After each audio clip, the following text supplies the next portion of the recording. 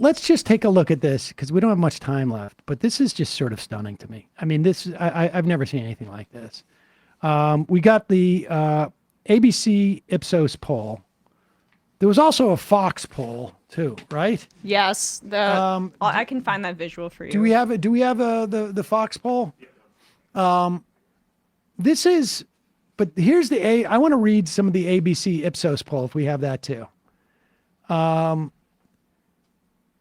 Favorable, unfavorable. In July 19th to 20th, that was Bradley, I just sent it. 10 days ago.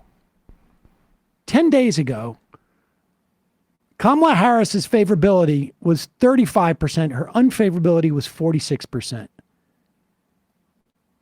7 days later, her favorability is now at 43% and her unfavorability is at 42%. This is nuts. I mean, it just flipped. Yep. Here's the amazing thing too. Trump, his favorability prior to the RNC, but just after his assassination attempt, was his favorability was 40 and his unfavorability was 51. After the RNC, this is his big coming out. His favorability drops 4 points and his unfavorability goes up 1 point.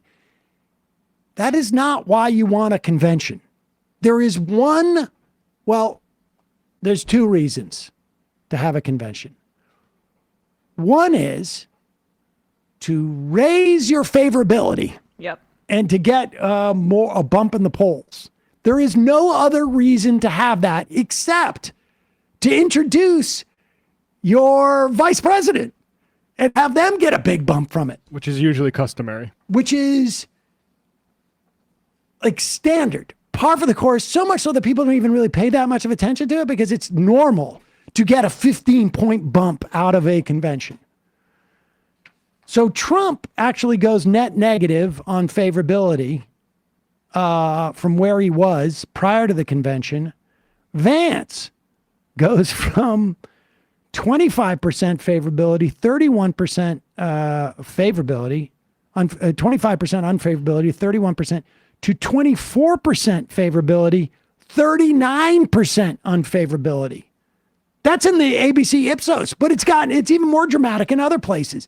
Play this from CNN. This is just nuts as to what's going on in this race right now.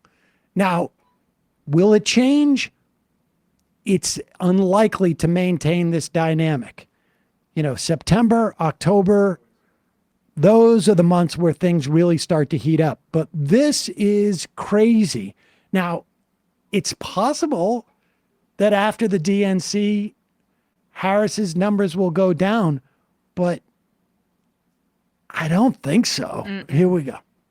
That Democrats were suffering from low enthusiasm, so enthusiastic about voting. So this is Democrats for Biden or Harris. Look at this. Back in February, just 62% of Democrats said they were enthusiastic about voting for Joe Biden. Look at this now. Woof.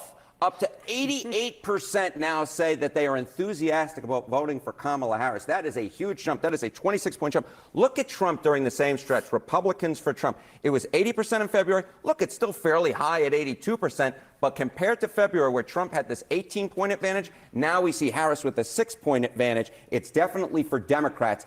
Game on. They are very enthusiastic. We see it in the money being raised. We see it in the volunteer signs. And now we're seeing in the polling as well. Yeah, and they're hoping that Democrats. I mean, she's been running for 8 days. Now, it's possible. I think the only thing that could even possibly dampen any of the enthusiasm at this point is a bad VP pick. I don't think it could dampen it too much. But I do think that there are VP picks that could dampen it. Now, you could argue like picking Shapiro could dampen it with constituencies. Education, he's not good on. Israel, He is seems to be closer to Biden than to Harris. But people think he could deliver Pennsylvania. That's possibly true, in which Do case, vice presidents do that, though? for their home states, And go they on- can. I mean, he's got a big advantage in Pennsylvania.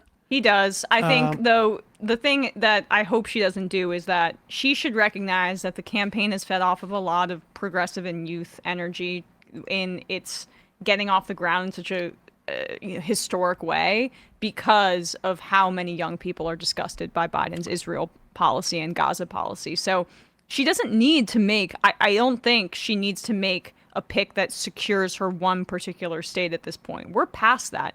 These numbers are historic. She, I believe, will get a convention bump. And what we've been saying this entire time is that the fundamentals for Democrats in this election are strong. Abortion's on the ballot in major states, in Arizona, in Nevada, and then weed and abortion are on the ballot in Florida, which I know has a higher threshold, and I think it's 60% you need to get it over the hump. But it's going to drive turnout regardless. So there are a lot of things that I don't think Florida's going to go for the Democrats, but it's a good long-term play. There are a lot of things that the Democrats, and it paths to victory for the Democrats and for Harris. So I'm hoping she doesn't do that because it would also signal some old school thinking by her campaign. It would be that we need to get past as a party. Like, I think Kelly also represents that too in my mind. I think really any other pick is not going to, and I don't know that Kelly or Shapiro would dampen enthusiasm in any significant way. Well, let me put it this way, in any like big number way, whether it's significant or not. Remember, this race is going to come down to a very, very small number of people across any number of states.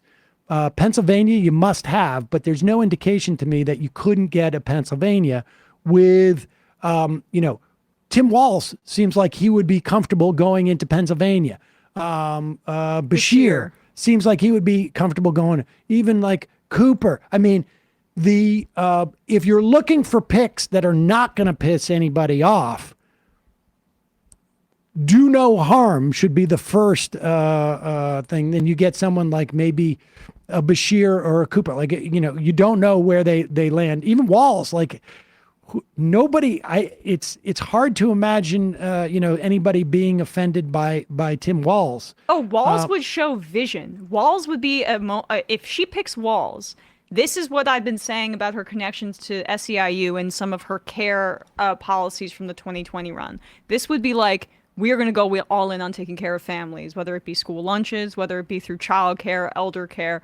We're going to show that we care about what the unions have to say about this, what labor has to say. We're going to be a unified ticket and a complementary ticket in that way. So that's why Walz is great. But there's a lot of people who and think he has positive energy, which I've been saying is a great contrast right now in this race in between Trump and Harris.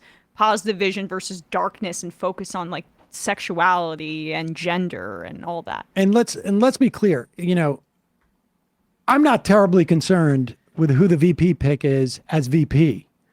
Right. But it's an indication of it is a half step to where the party is going to be 8 years out. Now, that's a long time. And, this is presuming everything goes well. I mean, Harris doesn't get, let's presume that Harris gets elected, presume that Harris gets reelected. This person's in pole position 8 years from now, et cetera, et cetera. I mean, beyond that, the VP doesn't, have huge implications, particularly for someone of Harris's age. Obviously, more implications for someone of Biden's age, it turns out.